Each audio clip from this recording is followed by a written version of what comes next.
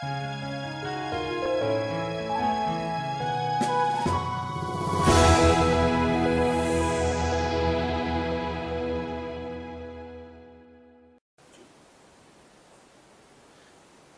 sure you're taken back, as I am, with the recent happenings in Europe.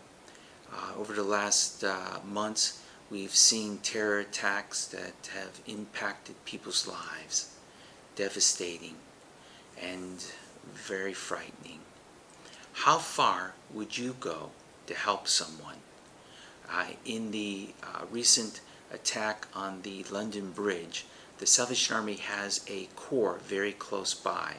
The corps officers went to the building, opened it up, and provided a place for people to stay and find comfort, find safety, a place for people to come and to recharge their phones or to receive a cup of coffee. And so in the midst of devastation, of unthinkable evil, these heroic Salvation Army officers were there to open the doors, provide a safe place, and to provide a warm, welcoming presence.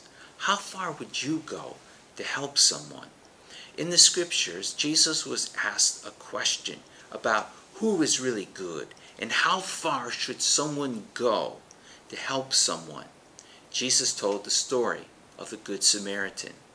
It's amazing, all over the world, so many hospitals bear the name, the Good Samaritan Hospital.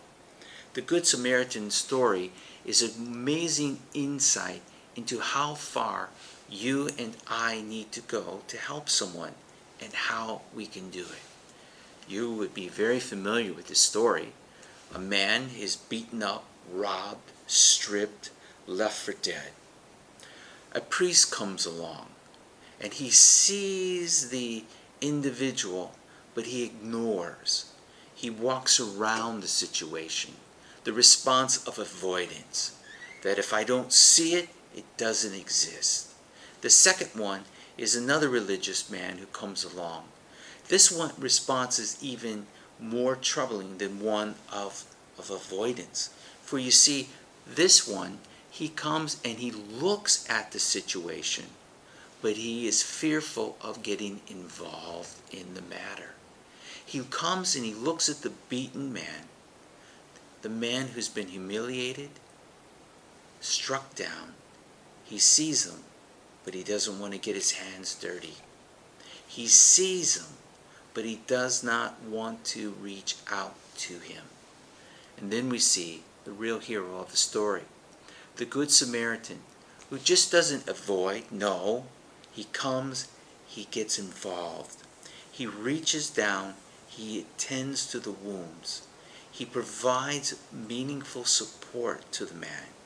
He puts the man on his own donkey, leads him to a place of safety, and provides resources for the continuing care of this man.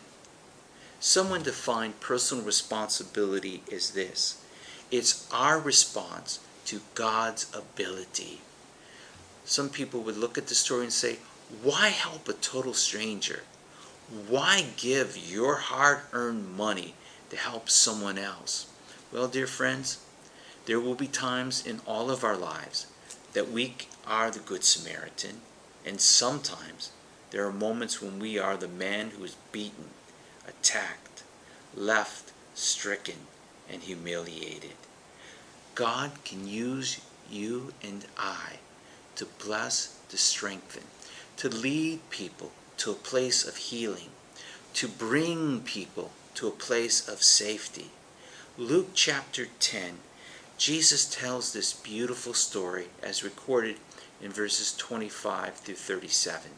The writer, Luke, was a doctor, and I'm sure as he heard Jesus, as he heard the recounting of this story, that there were moments I believe he was thinking about how God was able to use the intellect and the skill that he received to help and heal others. Our God is a God who goes to each and every one of us. His hands bring healing. His hands lead us to safe places. so that we can be strengthened, so that we can be good Samaritans. You say, who is a good Samaritan in my life? Look around. They're there. Look prayerfully. Look at the people that you interact with each day in your lives.